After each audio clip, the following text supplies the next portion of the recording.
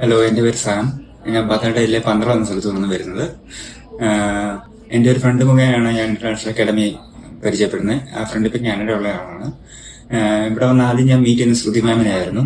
മാം എനിക്ക് കാനഡയെ പറ്റിയുള്ള ഡീറ്റെയിൽസും കാര്യങ്ങളെല്ലാം പറഞ്ഞു തന്നു. പിന്നെ IELTS കിട്ടുന്ന സ്കോറിനും കാര്യങ്ങളും എല്ലാം പറഞ്ഞു തന്നു. അതിനനുസരിച്ച് പിന്നെ ഞാൻ IELTS നമ്മുടെ കോട്ടയം ഇന്റർനാഷണൽ അക്കാഡമിയിൽ കോട്ടയത്താണ് ഞാൻ ചെയ്തത്. 2 തവണ എഴുതിയപ്പോഴാണ് എനിക്ക് കിട്ടിയത്. എനിക്ക് സ്പീക്കിങ്ങിന് ചെറിയ പോരായ്മ ഉണ്ടായിരുന്നു. അത് അവര് നല്ല രീതിയിൽ ഹെൽപ്പ് ചെയ്ത് കിട്ടി. എനിക്ക് IELTS ഞാൻ പാസ്സായി. 6 6.5 ആയിരുന്നു വേണ്ടത്. ഇന്റീരിയർ 6 ഓവറോൾ 6.5 ആയിരുന്നു വേണ്ടത്. അത് സ്കോർ ചെയ്തു. എന്നിട്ട് എന്റെ വിസ പ്രൊസീജിയർ എല്ലാം നോക്കിയത് എൽവിസി ഏട്ടനും റിൻസി മാമുകളായിരുന്നു.